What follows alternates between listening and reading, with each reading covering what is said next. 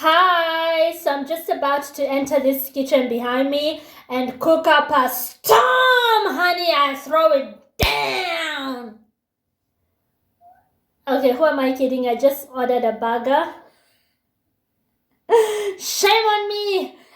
I promised myself to start eating healthy. The festive season is now over, so I'm supposed to go back to the gym.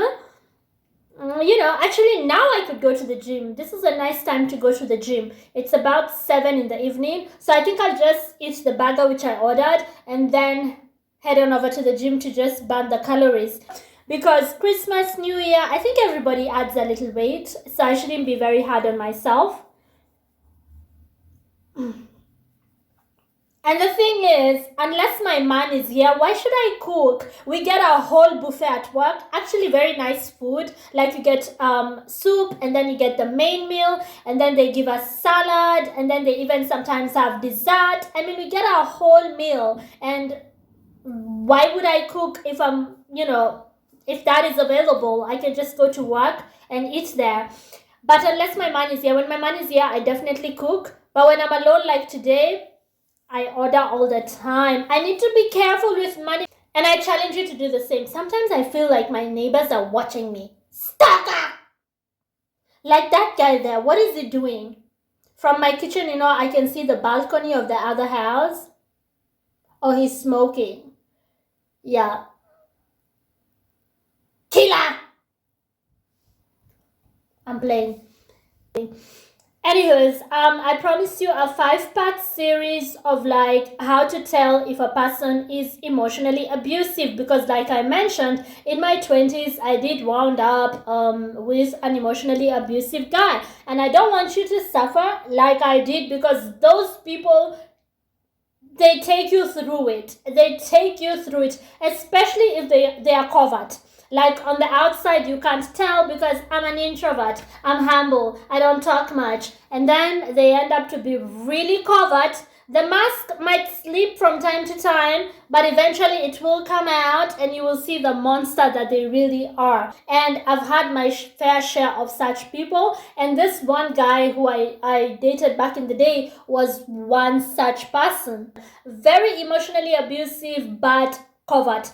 And eventually I just had to walk out of that relationship. I didn't know then what I know now, and so I'm sharing with you so you don't have to go through nonsense like that just to like learn it here from me. So if you haven't watched part 1 and 2, please watch them, and this is now part 3.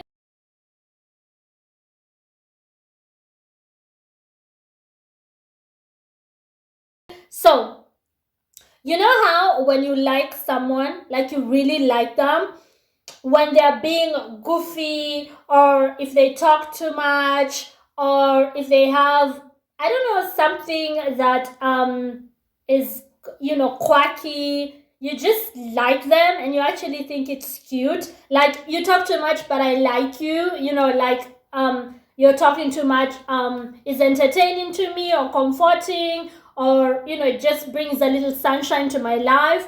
Or I don't know, there's something you do that they just find to be cute and they just like you with all your flaws. So you know that. And then you know how when someone secretly hates you, every single thing you do irritates them.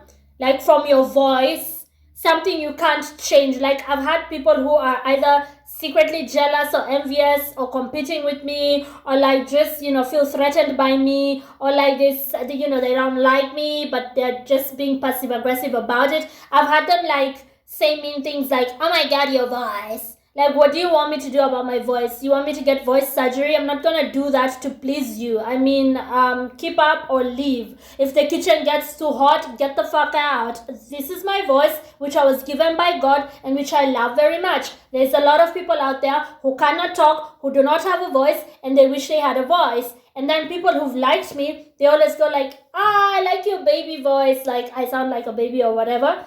So it just depends on how the person perceives you. There's people who you haven't done anything wrong to them, but they will find something. Like even the way you breathe will be a problem. You breathe too loudly.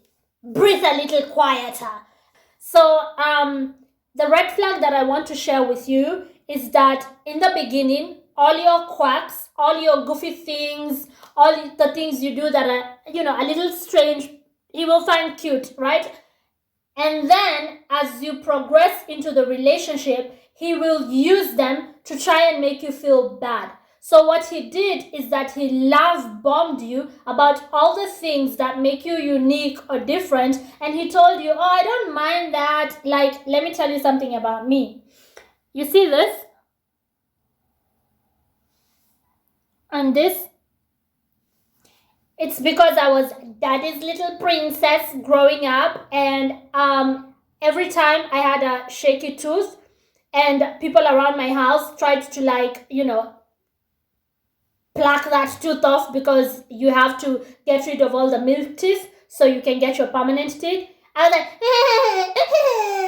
and my dad would be like, leave the princess alone, away from the princess of the castle. And so because of that, people could not, help me with my teeth. And so they would grow, they grew here and here. And all my life I've always been like, oh, I'll go and get them fixed. I'm now 35. I haven't gotten them fixed. Maybe I still will get them fixed. I hope. I don't know. I don't even know if I want to get them fixed anymore. Anyways, that's not the issue here. The issue is that there are guys who think it's cute. They're like, oh, you have, in my mother tongue, we call it home. You have home.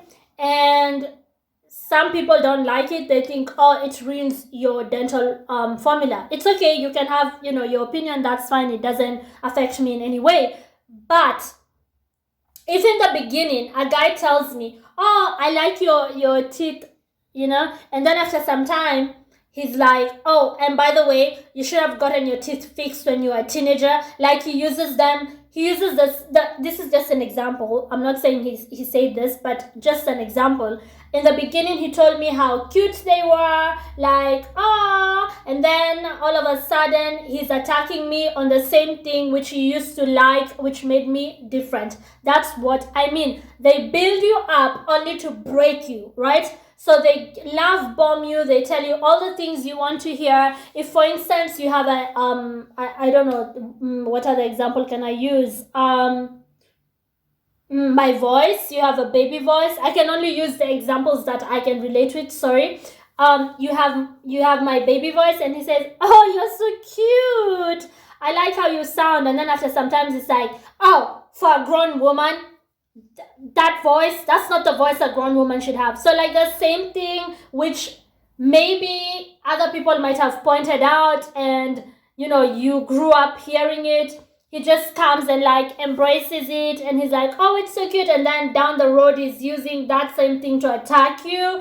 That's called emotional abuse, right? He built you up and he set you up for getting hurt and failing at something. So let's say you like to go fishing. I'm just using random examples here. And he's like, oh, girls don't like going fishing, but you like going fishing. And maybe that's something strange about you. The people are like, she's always fishing like a guy, right? And he told you, no, I love that about you. Like, you're always fishing. It makes you different from all the other women. And then somewhere down the line, when he starts to abuse you, he's like, and by the way, can you act like other women? You're like going out fishing. What are you doing with your life? All of a sudden, the thing which made you different, which you did not have a problem with, he starts to, like, make you insecure about. Or if there's some insecurities you actually have that you shared with him, all of a sudden, he's making you feel bad about them.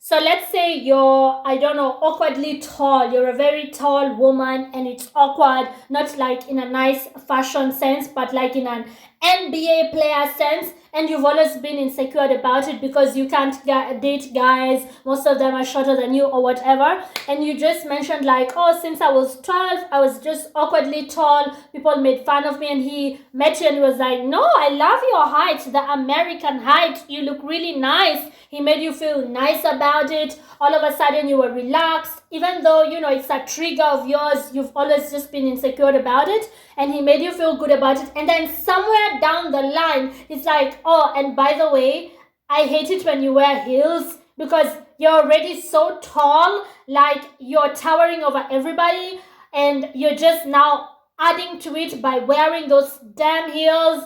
And then even when you take off the heels, it's like, oh God, you're really tall, and making you feel bad about it. That is called emotional abuse.